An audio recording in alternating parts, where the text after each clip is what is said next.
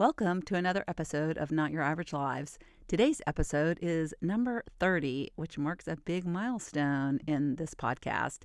And today I am interviewing Wendy Vanderpool, and this episode is one of my favorites by far. First, because I love pets and animals, and dogs in particular, so much. And Wendy is a pet loss grief expert, and she communicates with pets. She can hear pets and she can translate to the owners, and especially as they move to the afterlife. So it's a little woo-woo, so be open, but Wendy has a gift and it was recognized at a very young age. However, Wendy really, because, it's a little woo-woo and people think a little woo-woo is a little weirdo, she went a more traditional path, ignoring her gift.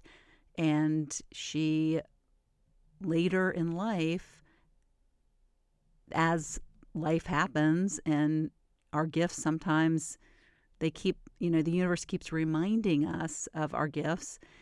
It was a conversation with her dying dog, Marley, and Marley told her that she needed to start using her gift in bigger ways. And that led her to making it her passion and her purpose. And she makes a big difference in this world for a lot of people and a lot of pets. So without further ado, let's get on with the interview. Welcome to another episode of Not Your Average Lives. And today I have a special guest, Wendy Vanderpool. And when I saw what Wendy does, I absolutely wanted her as a guest. And unfortunately, I think I was sick and it was back in the fall, and so much stuff has happened since then. And what she does is she helps people with pet loss grief. And I think it's so timely. We were talking before I pressed record, and I shared with her that my beloved Dobby, 16-year-old, almost 16-year-old Chihuahua, died in January, and it was heart-wrenching. And so, of course, we'll talk about that. But I want to also have Wendy share her story because she's 65, and it's been a real journey and a path that's led her to where she is. And so she started out as a dental hygienist out of school. And I think what is great about Wendy's story is so many of us think we haven't found our purpose, but what we don't realize is what we're doing now and what we've done in the past is always leading us there. And we just need to recognize that and be aware of what that is. And I think once you have that awareness. So Wendy, welcome. Thank you, Lori. It's so exciting to be here. Yes. Yeah. Yeah. I love people that are so passionate about what they do and they just see no retirement in their future because they love what they do, and it just makes them so excited about getting up in the morning that they could never stop doing it. And that I see that so much in you. So why don't you share with the listeners, you talked in our pre-interview about the fact that you always talk to animals, and you always had this gift from a very young age, yet you still went down the dental hygienist path. Well, I think a lot of us at my age, because we're similar age, kind of do the traditional thing because that's what we think, and like talking to animals was kind of not the thing back in the day. Right, exactly. Yeah. And you became a massage therapist first after Yes. you a wolf biologist, lots of different things that you Yes, did. lots of different things. So the animal thing was always calling you, Mhm. but yet there was really no, like, one thing that I think in this day and age is great is that people can intern in jobs to see if they like them. And so talking to animals, like, how do you even know that that is even a job? You kind of have to invent it. So share kind of maybe a little bit about your early childhood and then what led you into the path to help with pet loss grief. All right, great, Lori. Thank you. All right. So early childhood. I actually grew up in New Jersey, in the suburbs of New Jersey. When New Jersey was, there are still parts that are beautiful, but where I lived, I had woods behind me. So I had my little fort out in the backwoods. And that's where I started to kind of hang with animals and watch animals and really study them and watch them and, just catalog them in my brain, what they were doing. And I was friends with all the neighborhood dogs. So I would get up in the morning at, 6 o'clock and say, "Hey, Mom, I want to go walk Mikey." And she's like, "No, you can't. Everybody's still sleeping." And I say, "Well, Mikey wants me to walk him now." So it was coming out that early. And So you were hearing, even though yeah, my, yes, that's, yeah, yeah. And she didn't know what it was. I didn't know what it was. But the cool thing was, and I thought it was normal, of course, at that time, is that my parents, especially my mother and my grandmother, who are very intuitive, extremely intuitive, and I would say almost psychic, they never shut me down. So they didn't say, "Oh, let's work on this and let's develop this," but they didn't shut me down.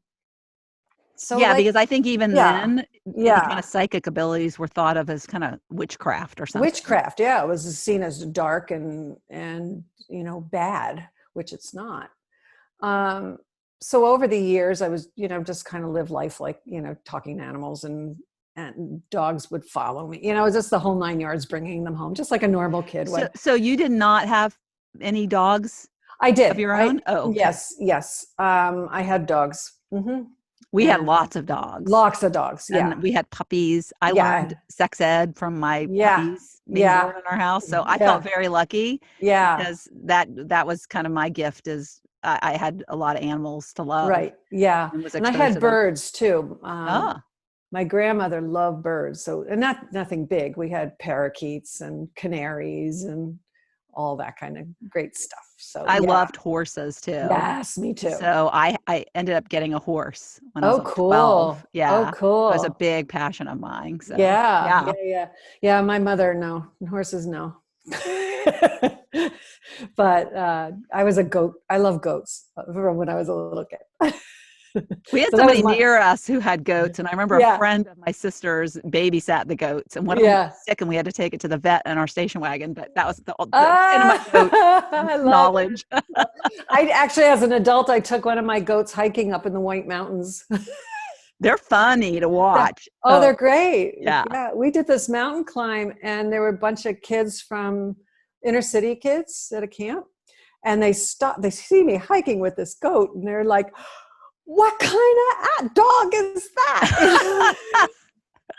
Uh, yeah, So I don't think I would think of seeing goats in New no, Jersey. no, I put no. This was New Hampshire. This was Oh, New New Hampshire. Hampshire. Yeah, Okay. yeah. And I put the goat in my Toyota Tercel. She was little. She was little. She was on, Oh, yeah. cute. So it was cute. It was really cute. So where were we? Okay. So I went to school to become a dental hygienist. And I actually did, as you were talking, I remembered I did have an animal connection in there because as an internship we had to do, I wanted to do veterinarian dental. And so there wasn't at that time in the 70s, the early 70s, there was nobody doing much veterinarian dental other than equine. But I wanted to see what they were doing with small animals. And I found this one vet that did various things, and he let me intern with him, and it was great. But as a dental hygienist, there was no career in that. As you know, when we were doing the pre-interview, one of the things that I think is really beneficial as people listen to my story, they can probably relate to, or they may be feeling that, oh my gosh, what am I supposed to do in my life? What is my path? What's my purpose? I'm not doing what I'm supposed to be doing. I'm really frustrated. Hey, girls, take it from me. I've done a lot of different careers, and I used to feel that way. And, I'm human. So there's times where when I get into the rabbit hole, I feel a little like, oh man, it's like, is anything, I get tired sometimes.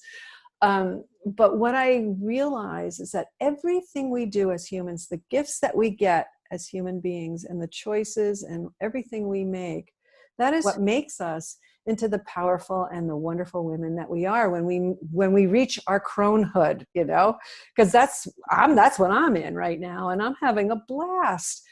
So there's really no time anymore to say, oh, I wish I did this. I wish I did this. I'd rather say, oh, wow, I was a dental hygienist. How cool. I really learned how to do this COVID thing by being a dental hygienist. I learned how to interact professionally with patients and clients because of dental hygiene. Right. Yeah. I learned a lot of great skills from that. So I don't feel anymore that I wasted my time. Yeah. Another thing that I think is that, at least this was true for me, is I had kids. I worked full time, plus I had kids, and Mm-hmm. my kids were so important to me, even though I did have to work. Mm-hmm. And so my ex-husband was a police officer. So, we did have to have two incomes if we wanted to have the life that we wanted. And I was so busy, I never even thought about Mm. what I wanted. Yeah. I just knew that Yeah. I had to earn a living and I Mm-hmm. had to make good kids. I Right. had to be there for them, and that was my Right. priority. And so when we get to an age where our kids get launched, Yes. is the time that we really start Yeah. thinking, plus we're entering midlife and we're like, what have I not done that I want to do? And Mm-hmm. that's when we start, I think, really investigating what we've done, how it's aligned with what we feel inside at the moment, and where does that take us next. So I think all those questions come up because we start to have extra time to think Right. about it. If we Right. allow the extra time to come in, some people just Right. stay in a busy mode, and Right. it's hard to get out of that. Right. But Right. No. yeah, I agree so much of what we've done, and I love Yeah. how you take that and dealing with patients. Yes, dealing with people. Right. Right. It was like just such a great life training for me, Because what you're being in doing that now position. is, even though you have this gift with pets and you Mm-hmm. can hear them, it's Mm-hmm. like you have to talk to the Yes. parents. Exactly. Right? Exactly. You have to talk to Exactly. humans. Right. I know how to run a business because I was a professional dental hygienist, and I know the workings of a business. So I Yeah, I don't think anything we've done is a mistake. no, I don't either. Even the yucky stuff that we had to go through or still Yeah. go through, none of it's a mistake.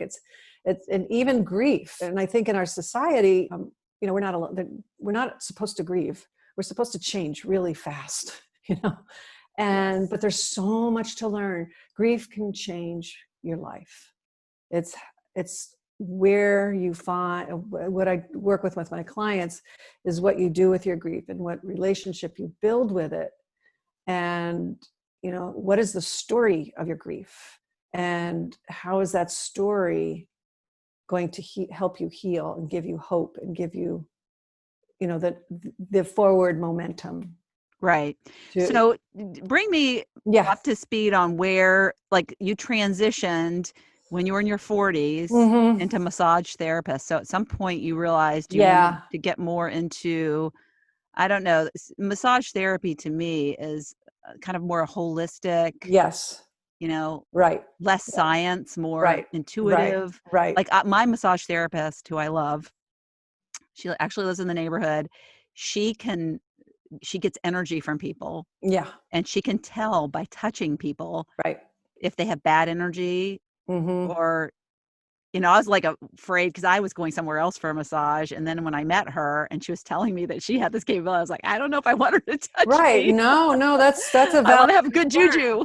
Right. No, that's a very valid concern, Lori. Yeah.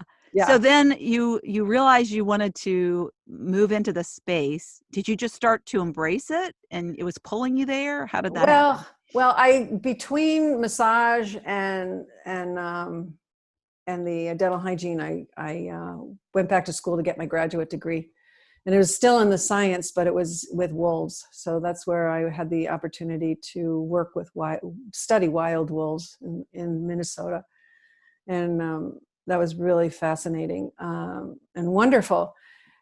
And again, it was just another part of my process of becoming what I do now. and it's in my, in my stories. I'm writing nonfiction now, so it's in my, my past working with wolves are in my stories. You just made me think of something. Do you Yeah, ever read Dean Koontz? I haven't in a long time. Okay, so he's one of my favorite writers. I haven't Yeah, read his books for years, but he never had kids, but yeah, he had dogs. yes, And a lot of his stories are yeah, about dogs. yeah, And some of them, because he's science fiction, right, you get into the dog's head. yes, And cool. I've learned so much about how a dog thinks, Yeah, because yeah, so much of a human, we look at a dog and we think the dog thinks like us, right, yeah, and we don't really no. understand some of their guttural like Right, instincts. right. And I learned a lot by reading his books. You just made me think of that. Okay, So it I'll have, makes sense to me that you yeah, write fiction. And yeah, yeah, yeah. I write yeah, cozy mysteries under a yeah, pen, yeah. under a pen name. So, uh, But animals, I'm sure, are a big part of them. big time, big time. Yeah, And so are, the supernatural and all that great yeah. stuff. Sorry to segue, but anyways, No, all that's right. all right. No, it's fun. It's fun. We do that well, Yes, We can yes, have all these outside conversations and yes. bring them in. But So, you had a dog, right? yeah, At yeah, Marley, and yes, you lost Marley. And is yes, I that did. kind of a turning point for you? It is. Because I was doing the massage and I was doing the wolf work, and you know, I, I really wanted hands on and everything. And Marley was the one that kind of, I don't know. She was like the turning point, I guess. She was the key. She was my soul dog. She still is. She works with me all the time. Mm. She was actually, before this, when I was taking a shower, we were having a great conversation in the shower about whether she wanted to be in my new book. Anyway, So what kind of dog was she? she was a Samoyed, Okay. one of those big white, blue, beautiful, very beautiful dogs. But I was starting at that point in my life, and I can't remember how old she was. She was old. She was elderly at the time. Um, at that point in my life, I was starting to kind of spiral downward a little bit. I was having a little hard time with some life choices that I made. And I basically was when I was a competitive ballroom dancer, and my partner Wow, had, you have done a lot of yeah, I different had done a lot. things. Yeah, and my dance partner had problems that I didn't know, and he had addiction problems, and we were rehearsing for competition, and he got really mad at me and he choked me. Basically, he came from behind me and put his hands like this, and yeah, I was able to get him off and get out. But it was that situation that triggered me to go down, because I took it upon myself that what did I do wrong, right? Like many things that we do when women are victims, it's like, what did I do wrong? What could I have done better? How could I have helped him, or Right. Yeah. Oh God. Yeah. what? God, Yeah. yes. um, so Marley couldn't stand him, and she loved everybody. There was a time when I remember we were sitting in the living room, and she goes, listen, and we weren't really doing the telepathy communication. We just had a bond, kind of, just, and all of a sudden I hear a voice. I didn't know where it was coming from. And it was like, wake up. You're going to either die or you're going to live. And you're getting this choice, and this choice is yours now. If you don't take it, your life is going to be hell. But if you take the choice and listen to me, your life will change. So, I'm adding extra words to this. So that's when I said, oh, okay. And she was looking at me, and we went for a walk. And, long story short, is basically that's when when she woke me up to say, okay, you got to start listening to your gut, you're an animal person, for goodness sakes. Go out into the woods and feel the vibration of the woods. Let the woods heal you. This is not woo-woo. This is what it means to be a human being, and you know it because you're a scientist and you know that we're animals. And so get out there and just feel the earth, So whoever was talking to me, but it was divine intervention, and Marley was, there as the key. The devastating thing was, I think it was about a year later, 2 years later, we found out she had a honking tumor in her nose. Mm. And she wasn't disfigured. We just noticed it because her eye was tearing and all that, and it hurt to touch, and it was touching her brain, and it was just horrid. And she got the death sentence of 2 months at the most. Well, she lived for 10 months, which was fabulous. We went to our holistic bed. I did all kinds of energy myself on her. She was talking to me. She is the one that taught me to be an animal communicator for real, to really say, okay, this is this is your next phase in life. You're going to be an animal advocate and help the animals that are in the afterlife and that are present to have their say in the world, because it's really important. Our animals are just so incredibly wise. It's great. Wow. That is, Yeah. I've got tears filled in my Yeah. eyes. Yeah. Yeah. So she Yeah, was, I mean, I don't know if people who don't have pets really understand, but the yeah. people who do have pets Yeah. will just so connect with it. Yes. Yeah. And, as I was saying before we started recording, is I've had dogs my whole life, Yeah. and they've been a big part of my life, and I can't imagine having them not be a part of my life. And it's funny because Right. when I met my second husband, or when we married, I brought my dog, my Chihuahua, into the situation. And Chihuahuas are very funny about people. Yes, they are. It takes a while for someone to like, and he never had pets. Oh, And so he thought wow. a dog was Lil, Yeah. wouldn't Yeah. let the dog kiss him. Oh. And yeah.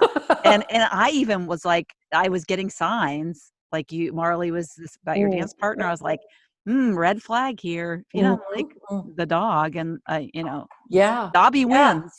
Yeah, definitely. But he did finally warm up to him, and he became I think he was actually more devastated when we lost him in January. He had never been through something like that. Right. And so I had Bernese Mountain Dogs. So I went from these Bernese Oh, Mountain Dogs cool. to Chihuahuas, which I was Yeah. kind of glad I had a small dog when I was making the transition when I went through my divorce.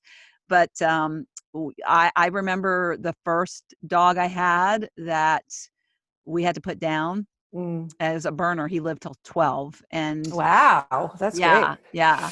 And I would not leave him at the vet to be put down. And Hmm. we talked about this before we got on here to record, but um you for people listening, if you have a pet, you owe it to them to be there. Hmm. Because they love you, and they need to be with somebody they love when they pass. And it is the hardest thing I have ever done. And my ex-husband and I did it together, but being in that office with a stranger, I can't imagine. And Hmm. we would never do that to a parent or a loved one. We would never let them, if we knew they were dying, we would be by their side. So if anything, I hope that if somebody has a dog that is nearing its end, and you have a decision to make, be there. And now they have people who come into your homes. So in January, when Dobby was nearing the end, we have a vet in the neighborhood, and he came to our house. Unfortunately, he's a friend as well. He golfs with my husband. So he was there, and it was if you have to have a bad situation feel good, it did Hmm. in a way. Hmm. And with Dobby, what was so hard with Dobby, and I wish I had you to, I mean, I think even being on Zoom and having you Yeah. be there for me would have been good in hindsight. But Dobby was physically okay, but he was mentally checked. I mean, he had been Yeah. suffering from dementia for about a year. And so he got to the point where he wouldn't even come to go to the bathroom or to eat out of his crate.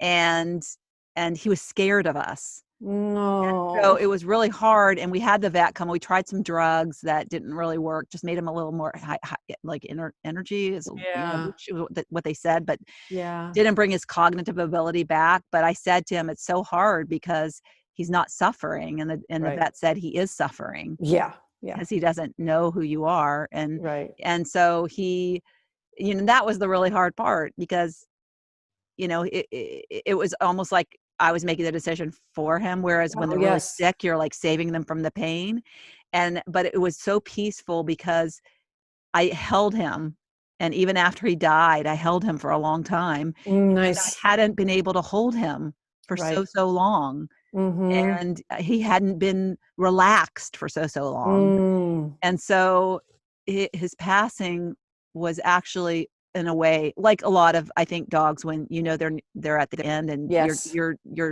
living those final days with them. It was a relief, Yeah. Yeah. and but my husband was like he had never experienced that, and it was Right. pretty devastating. So Right. anyways, yes, so please help your pets through that time. Yeah. Yeah. One of the things that I do too, Lori, is which is, I feel very honored to do this for people, is I will go to euthanasias.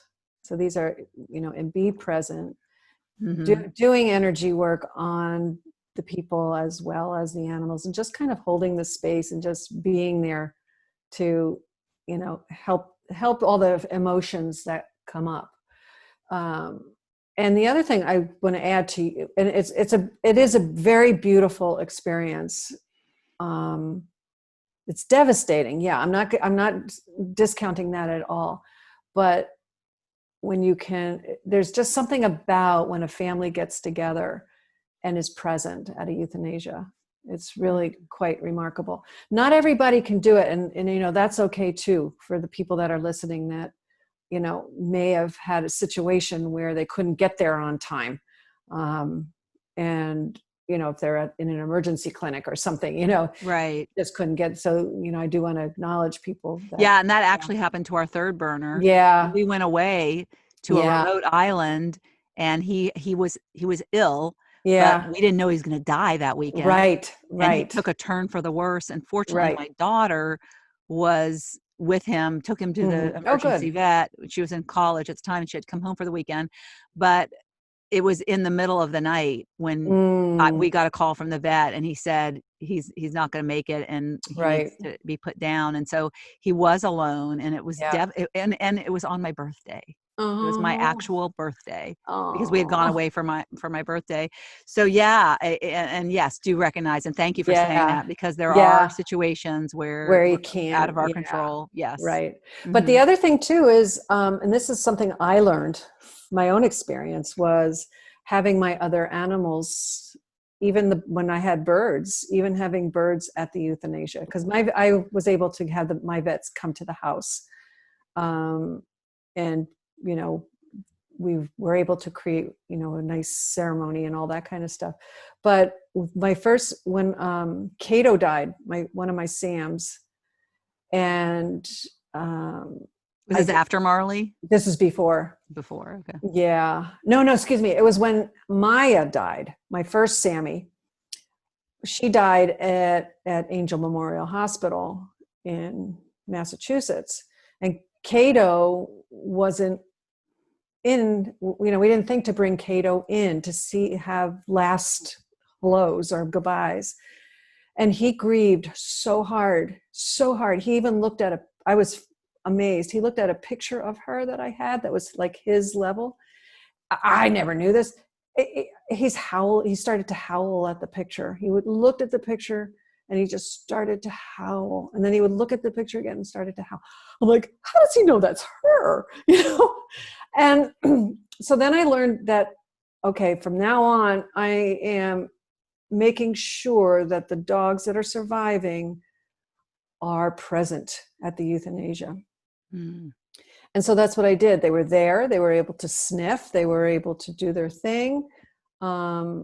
When I get all my dogs mixed up, so I'm not going to use their names. So when one died, my choice is to bring my dogs to the crematorium myself.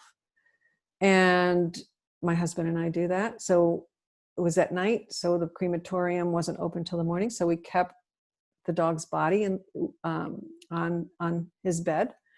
So there was closure Yeah. because they know my surviving dog could smell that dog that died, and they know they can smell that, and that's like gives them closure. So we didn't have the grief issues, Mm. and Yeah, because I guess they it's like they're gone and they're they don't gone. know. Yeah, like where did they go? you know That's so very interesting. I encourage people to, as hard as it is when you know your dog or any animal, for in any case, My is sister had two golden retrievers, and one died. It was old and died. I can't remember what, got sick, long life and died, mhm, and had a younger one, and the younger one was only 6. yeah. And within 6 months, she found that dog dead in her living room, Wow. Wow. and she thinks he died of a broken Broken heart. heart could. Yeah, Yeah, it's could. amazing how Yeah. connected the animals are. Yes, they are. Yes, they So, are. can you tell the story? Because I thought this was fascinating about the horse. Oh yeah. Okay. This is kind of when this is when I was at a massage school. And I'm still kind of figuring it out. um, and I had a barn that I would go to. It was a wonderful barn and great horses, great people. And I walk into the barn, and um, I'm hearing this like horn. They use this horse for not hunting, jumping, fox hunting. So, were you actually there to help with the horse in some way? I went weekly. I went weekly to massage these horses. I had like, Oh, okay, you massaged them. Okay, yeah, great. 6 horses in this barn. Okay. Um, they would run up to my truck and greet me. It was so cute. And like dogs, and they stand outside my door waiting for me. Well, yeah, I know, it was so the cute. massage lady's here. I She know, makes me right? feel good. And there was one that would push his butt into me all the time. It's like, my turn. And it was like, That's cute. no, Charlie, it's not your turn. All right. So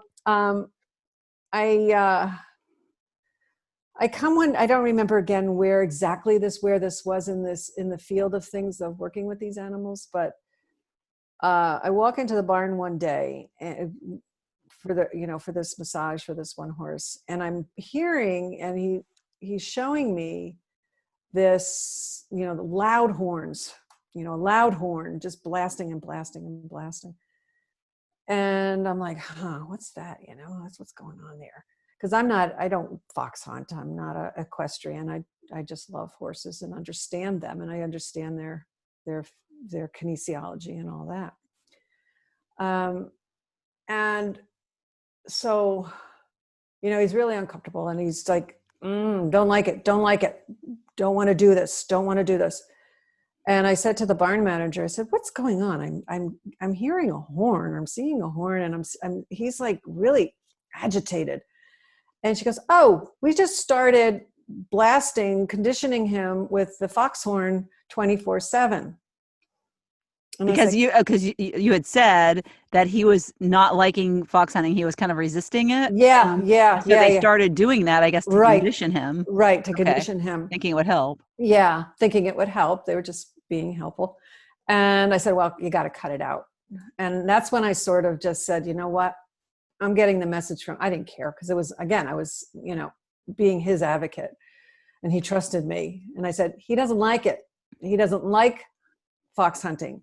He's proud. He's a primp. He's showing me dressage. And so basically they then rehomed him. They sold him to a dressage champion out West. And the last I heard, about, I don't know how many years ago, he was doing so well with his dressage work, because he got to show up. Yeah. I mean, he was a gorgeous creature. And you made him so happy.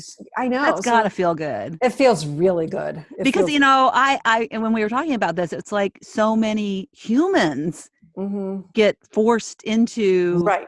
family businesses they didn't want, or right. jobs or expectations that was never their choice. And right. like that happens in animals. It's Right. crazy. It is crazy. It is crazy. And they don't have a voice unless, Someone uses and it. what I do, Lori, is really not special. Honestly, it's just, I work at it. And when Marley said, okay, it's time, and my guides that said, it's time for you to do this in your life, because this is really what you've been training for.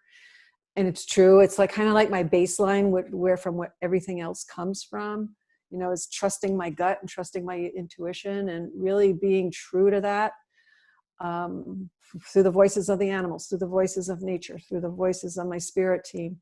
Well, I It's, think a lot of people have, well, I yeah. fully believe that there's infinite possibilities Oh, totally. that we utilize only like 1% of Oh, our. I know. And so I think people like you are either gifted with more openness from early on. Some more people are just more closed. And so they're not even aware that Yeah. they Yeah. do this. But Yeah. I appreciate that you say that, you don't have anything special, but No. you do have a special ability to be more open and listen Yeah. Yeah. and But believe. You have to believe in that. you have to believe in it. And I also work at it. It's like going to the gym. Mm, If I don't exercise my intuitive part of me, it gets sleepy. And yes, I take vacations from it because it's hard work. yeah, I bet. Yeah. Okay, so I mean, I could talk for 2 hours with you. So this is so interesting. But we need to wrap it up. So can you just explain, like, if I'm a client, what would Yeah. I do to engage you? What is the process you go through? And then Okay. how do people reach out to you who would love to your Okay. help? The best place to reach me is my website, which is centerforpetlossgrief.com. And I have a free gift, of course, on there Okay. All to, right. We'll to put help that in the people. show notes for Yeah. people. Yeah. And so that's the best place. And I have wonderful resources. So I have books. I have actually downloadable PDFs that you can purchase for like $10 to help you with different various stages of your grief. And I And you also, published 12 books. Is that what you? 13 books on pet loss. 4 kids books. And now I'm starting my Cozy Mystery series, which hopefully will be out soon. That's awesome. Yeah. And so what is the process that, like, Okay. if somebody needed you to help them with a Okay. Yeah. euthanasia, I guess that's local. So Yeah. You you, should, actually, though, I've had some clients that have flown me to their place to do this with them. Clients that work with me for a while. So you can go to my website and go under services, and you'll see the various services that I offer. I offer pet loss grief support. I offer animal mediumship. I offer animal wisdom sessions, and I have options. So you can do email options with me, or work with me one-on-one, as well. do you help with, clearly, the grief over a loss of a pet? Uh, what about pet behavior problems or things like that? Yeah, I used to now here's the other transition, right? I used to do that in my animal communication practice. Work with, did a lot of medical intuitive work and behavioral work, but my calling is the afterlife.